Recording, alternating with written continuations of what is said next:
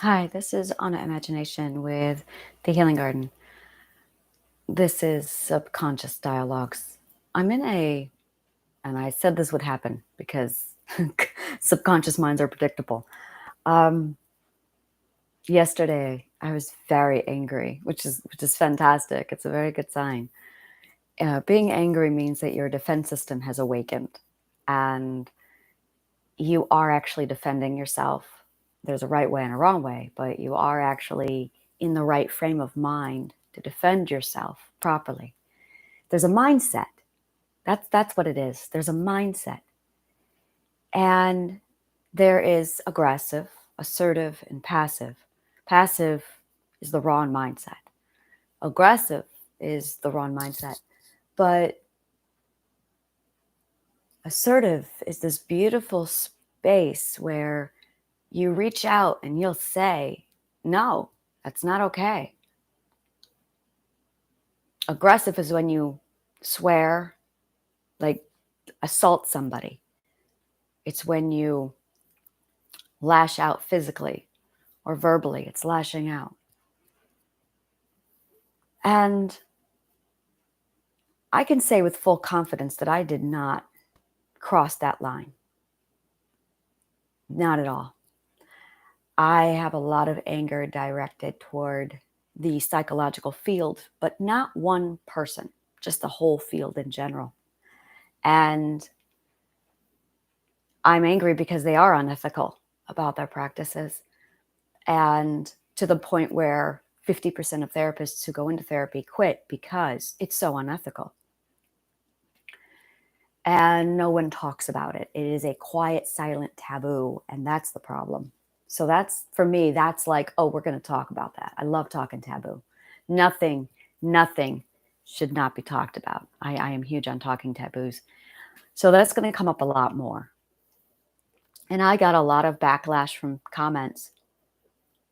And I will not address a comment that is not going to make either one of us a better person. That's what I'm going to say. If I cannot comment so that when the engagement is done, we are both better people, I will not engage. That is a core rule that I have when it comes to comments. If I can engage with somebody in a comment and we both walk away better from the comment, fantastic. I'm right there. And that's my deciding factor. So if somebody leaves me a comment, my question is, can we both grow from it? Not me, not me, not them. We both have to grow. Because at that point, you enter into a dialogue. And if you are coming in as I'm going to say it, a pompous teacher, now you're condescending. So I won't do that. If I'm not going in with an open mind to also learn and explore a conversation, if I'm not going in with the ability to, even if I decide to explain myself, I have to make sure that they are going to gain growth out of it as well. So we both gain in that sense. So that's been a governing factor with me on whether or not I should leave comments when people say things. And my tactics are very non-traditional. I know they are. I am controversial, and I'm fine with that. I am not here to be liked. I am here as a philosopher to get people to think. And I've noticed that there's this expectation that I'm supposed to be holy. And I don't cater to that. I've actually had a few people tell me that they adore my swearing, they commend me. And good, because that's who I am. My goal is authenticity.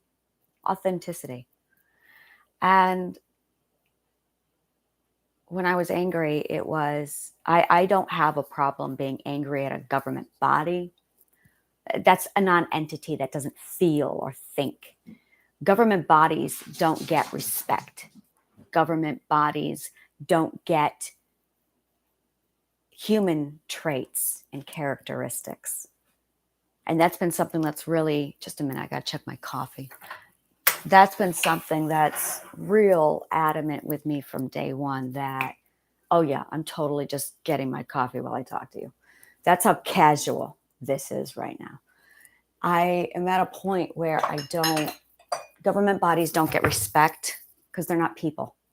And I'm not going to make a people out of a government body. And I've seen people do this, and it's really problematic, because when you make a person out of a government body, you start assuming that one person is attacking you. You start thinking that that person is vengeful. You start thinking that it's moving as if it has a brain, and it doesn't. And it's really important that you remember that. The psychology field doesn't have a brain.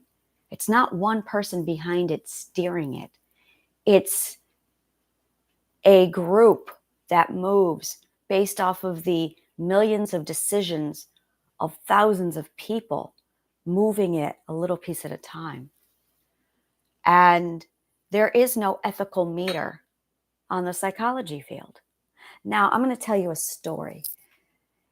This is a rare little nugget of treasure that a lot of people are not aware of. And the only reason why I know about it is because I am a passionate cinematographer. I mean, I am a passionate cinematographer. So there's people who like movies. I'm not that person. There's people who loves movies. I'm not that person. There is a person who watches every single movie that comes in the movie theater. I'm not that person.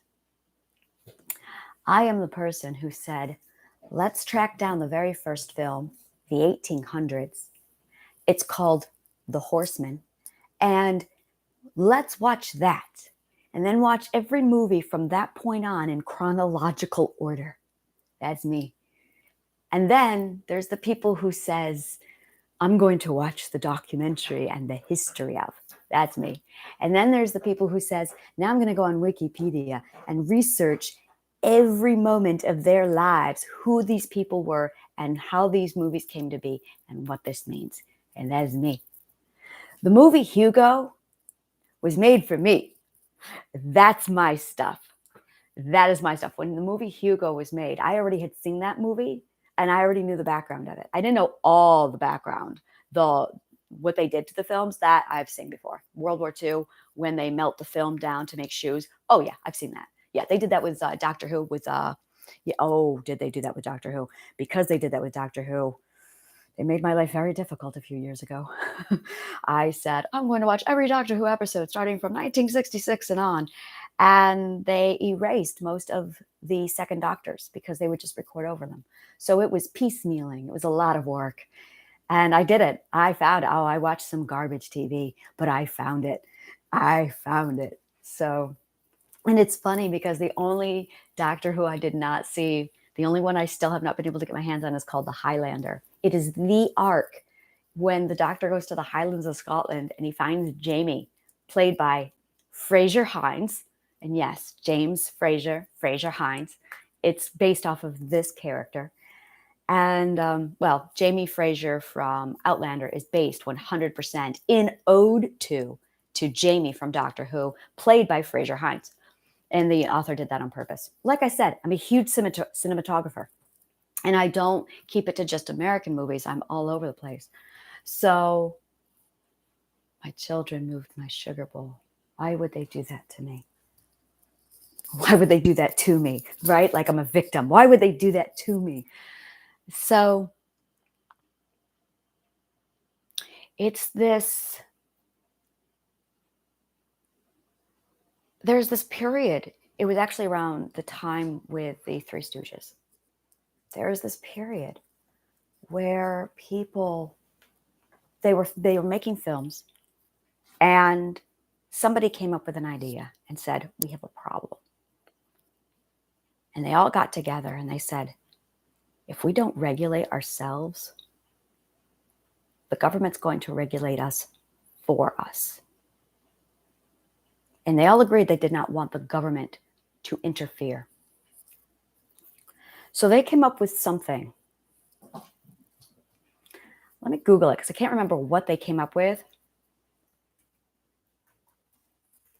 I cannot remember it. but it was not government run.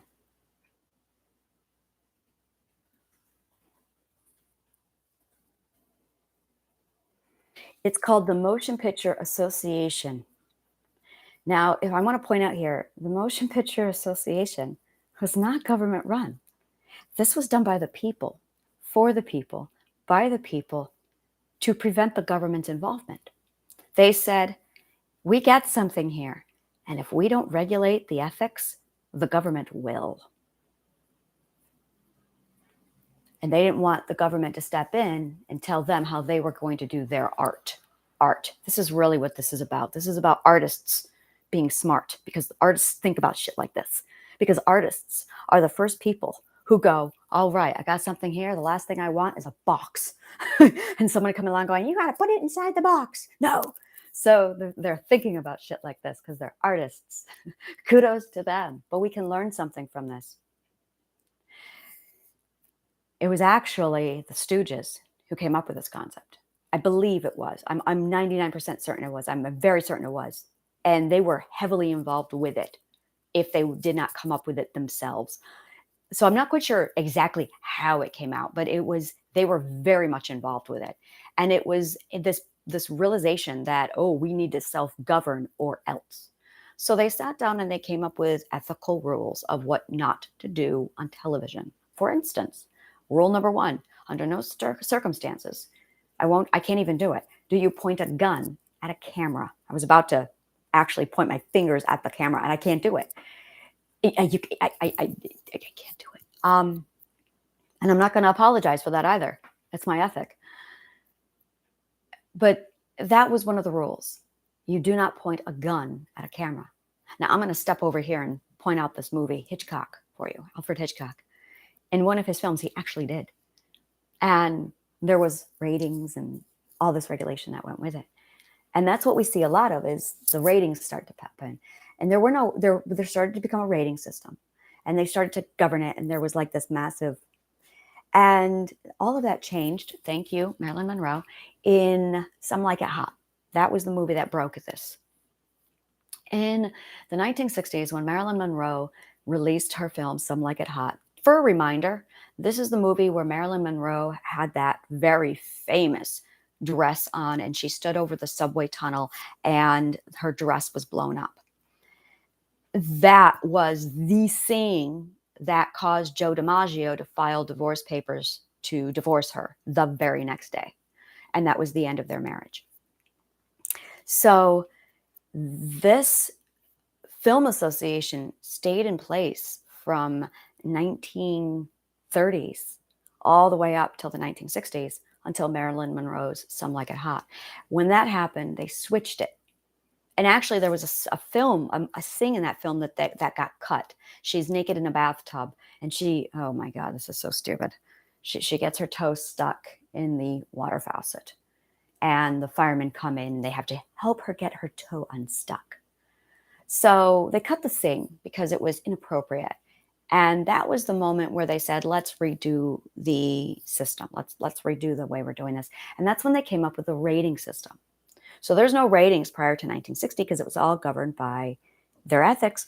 And then they came up with the rating system that said, okay, you can do what you want to an extent, but here's going to be this rating system.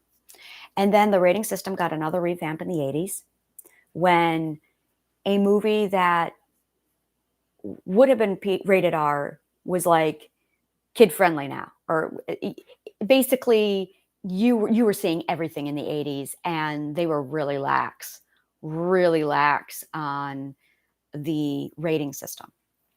And then when Titanic came out, they completely revamped it. 1993? No, it was 2000, 1999, 2000. They completely revamped the rating system again.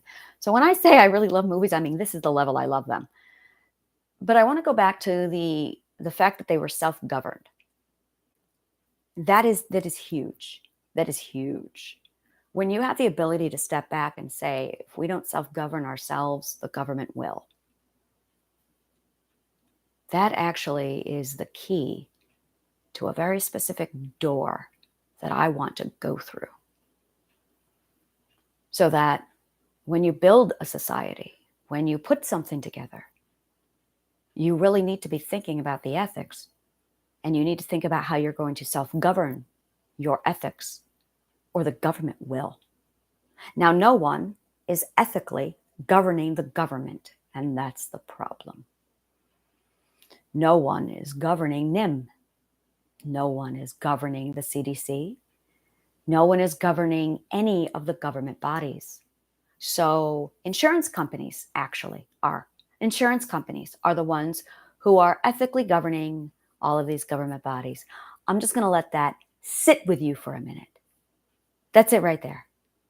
Insurance companies are what is dictating what is done and not done, our practices. And insurance companies are only interested in profit. And I'm speechless. Like, how could something as corrupt as an insurance company get put in charge of decision making? It's ridiculous. So all of the ethical, if you want to call it that, governing decisions in mental health come from an insurance company. So for that reason, the Healing Garden does not accept insurance. Will not. I'll do payment plans. We can talk about payment plans. We can talk about loans. We can talk about credit cards. We'll talk a lot, but insurance companies are banned from my company for this reason, because I'm not going to start dancing to their tune, because I've seen the way other people dance to their tune and I don't like the dance. So I walked away from getting back to the anger. I was angry, which is great because my defense system was on and I was in the right frame of mind. Anger is a mindset where you're in the mindset to start defending who you are. It's phenomenal. And I finally was there and I loved it. I'm like, yes. Finally, I was able to get into the right mindset to stand up for myself. That's anger. Anger is when you're finally in the right mindset to stand up for yourself. Now, no one except me is sitting there handing people instruction on, okay, this is what you do now after you're angry, after you get into the right mindset. And the answer is communication, effective communication. And I knew this was part of the healing. I knew I was going to be aggressive and angry. I knew that I needed to communicate. So I released a couple of reels and podcasts to explain this is why I'm angry. I had been raped 3 months ago, and I finally released this thing inside of me to open myself up to allow people to step into my life again. I'm allowing accessibility, which is a great stage of healing.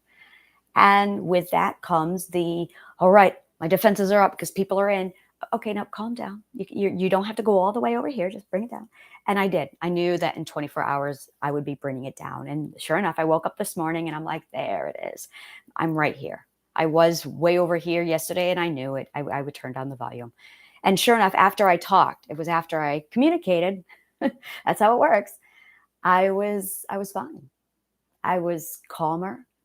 And then I looked at my Facebook group. I looked at everything I had built and I just took this massive step back and I went, where do I want to take this? I feel like I finally put it all together. It's finally up and running. It's finally generating. And now I can go, okay, now that I've got this thing on the track and it's finally going, which direction do I want to take it? And I've seen healers have Facebook pages where they just blast inspiration all day long. And I don't like that because it's so mindless. People read that, okay, that's nice, and they collect it, and then they do nothing.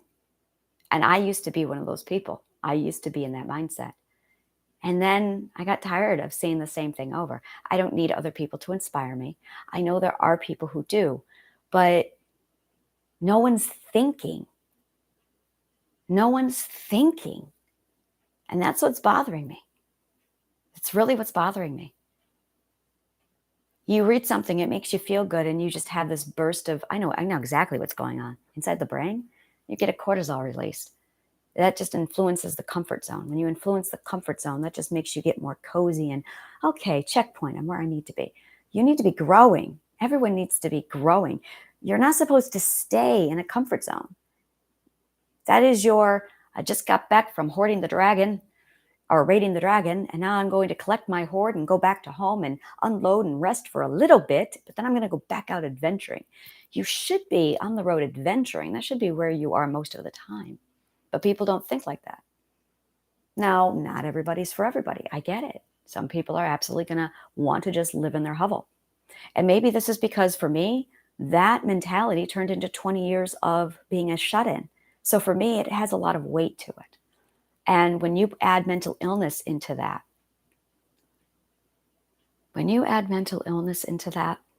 that is a recipe for disaster. I know, because I was there. Somebody I love more than anything in the world is there right now. And I can't get him out because he's in his comfort zone. And there's no getting him out now because he's too comfortable. Comfort zones kill people. They steal lives. They destroy you. I know I had 20 years taken away from me because of my comfort zone. So this idea of me just popping out warm, fuzzy feelings while I'm on Facebook does not make me feel good. It does not make me feel good. And it's not authentic. Not when it's what everybody else is doing. And I get people who come into the healing garden and I'm like, reminder, I am a philosopher, not a psychologist. I am a philosopher. My goal is not to follow the regulations set by an insurance company to make sure you heal enough to get you functioning in their system. My goal is to get you to think. Because the people who are the most mentally ill are the ones who struggle with the system the most because the system is not meant for them. I need to write that down. And that's it, really. The system isn't meant for some people, for a lot of people. And the people who it's not meant for aren't okay with it. They're struggling with it.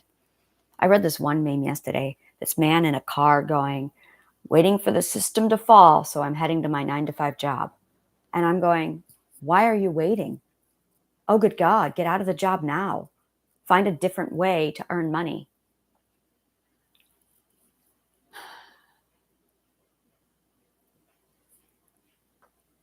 So I'm just going to sit down. I have no compass today. I have a big picture compass, but I wouldn't even say I don't have a short-term compass. I have a short-term compass too. I just have this place where I'm going, what am I going to do with this group? What is my goal with it? And it's funny because my goal is to do podcasts. That's my goal. And my goal is to help people, to get them on calls and booking them. But I'm not seeing people from that Facebook group respond. So I'm going, all right, I need to change my content. But what's going to make them respond? And that's where I'm like, I don't know. So that's what I'm thinking about today, is how to motivate people or inspire them to want to book a call with me. And that's just it, is I think because I was not learning a business is absolutely growing in baby steps. When I first put the Facebook group together, I was attracting, stage 2 mentality. And stage 2 mentality just want to feel good. They love their comfort zones. Yeah, they very much do. They are not there to change. They're really not there to change. And the other thing I'm getting is a lot of people who are already healed and they're just collecting one more healer. And I'm going, what are you doing and why? But okay, all right, that's all right. And I think it's going to turn into just a message board of this is what's happening. And I'm just going to leave it there. But I don't think I'm going to put any effort into it anymore because it's a parasite. I think my Facebook group is a parasite where it's just, and this is why I don't like the positive memes, is because there's a lot of taking, but there's no giving. And when you get that imbalance of they're taking more than they're giving to the group, no, That's when you get that imbalance, that parasitic relationship. So, and I don't feed that. So that's where I'm going, okay, I'm definitely going to be, I'm going to stop feeding the parasite. And I'm going to be continuing what I do with my announcements when things are available. But I'm probably going to really put a lot of distance between me and the Facebook group, because I have this entity now that I am not really, it's not serving me. And I release all that does not serve me. It's not serving me. It's just draining me. So, yeah, I feel like I'm more solidified in my journey and I have a more clear direction. And that's just it, is there's this stage where you get to this platform of being a healer and everyone expects you to be Jesus. There's no other word for it. Everyone expects you to be Jesus. And I don't cater to that bullshit. Don't turn me into a god. Do not. If I'm going to be a god, I'm going to be Bacchus. Like, don't. I am human. I bleed. And I don't like to be deified. And that's exactly what people do with their healers, is they deify them. They do it with doctors. Oh, doctor. They don't even call them by their first name. They call it disrespectful if you call it by their first name. I had a doctor who handed me a cell phone the other day to make sure I could get in touch with him for the appointment. And I'm going, what doctor does that? And he has me call him by his first name. And I'm going, all right, this works. A human doctor, look at that. That's rare. And there's this sanctimonious, holier than thou when it comes to healers. And I don't know why. I really need to dig into the psychology of why we revere healers on this platform of sainthood, because I don't like it. And there's this massive expectation like, oh, you're a healer now. And then I have people criticizing me because I'm not perfect. I'm not, what the, I've gotten that. And I'm just going, I actually had to remind people, yeah, I'm vulgar and I'm human and I might be here to heal you and help you, but I went through hell and back, got comfortable with hell, and then someone deemed me the queen of the darkness where I could walk in, and I do. I walk into trauma and I'm like, all right, here I am with trauma. Let's roll this off my shoulders. And I walk out again and it's like, I'm tough. That's all I am, is tough. That's it.